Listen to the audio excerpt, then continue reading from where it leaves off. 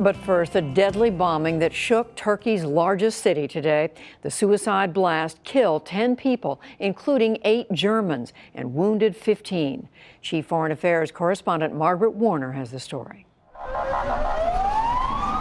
It was mid-morning when the explosion ripped through the historic heart of Istanbul.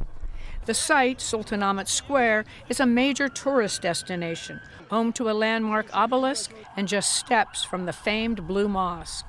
But today, its grounds were scattered with bodies and body parts as ambulance sirens wailed and security forces rushed to the scene.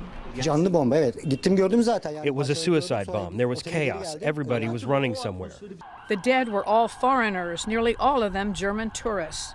And Reuters correspondent Ayla Jean Yakli in Istanbul said via Skype it's a blow to Turkey's vital tourist industry. There is very much a sense of deep sadness, fear. What does this mean for Turkey's tourism business? What does this mean for Turkey's reputation or standing in the world? Will Turkey now be perceived as another dangerous no-go place in the region? These are some of the questions that are on people's minds here as well. Turkish officials responded quickly, with the prime minister declaring the Islamic State group was responsible. Our fight against ISIS, which carried out this attack, will continue with determination. The perpetrators of this attack and their links will be unveiled, and they will get the punishment they deserve. Turkey's deputy prime minister said the perpetrator was a Syrian national born in 1988, that he'd entered Turkey recently but was not on the country's watch list of suspected militants. Another report said the bomber was Saudi-born. Turkey's leaders also spoke by phone to German Chancellor Angela Merkel, who later addressed reporters in Berlin. Today it hit Istanbul, but before that it was Paris, and before that it was Copenhagen, Tunisia, and so many other places. International terror chooses the places of its attacks in different ways, but its target is always the same: our life and freedom and our free societies. This would not be the first time that ISIS targeted Turkey.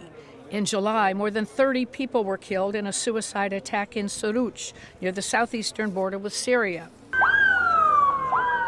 Then in October, twin suicide bombs exploded at a peace rally in Ankara. More than 100 were killed. Those attacks were aimed at Turkish Kurds. Their Syrian brethren are one of the most effective forces fighting ISIS in Syria. But Kurdish separatists inside Turkey and their government are locked in a vicious new war after a 2-year ceasefire. Lately, Turkey is taking a stronger hand in Syria against ISIS. Last year, it agreed to open its bases to U.S. aircraft and to do more to stop the flow of foreign militants into Syria.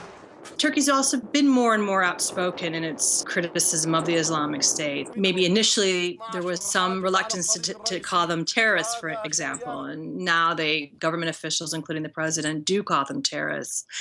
Of course, there's also some truth to the fact that Turkey was a very ardent and outspoken opponent and critic of Syrian President Bashar al-Assad, which may have encouraged turning a blind eye.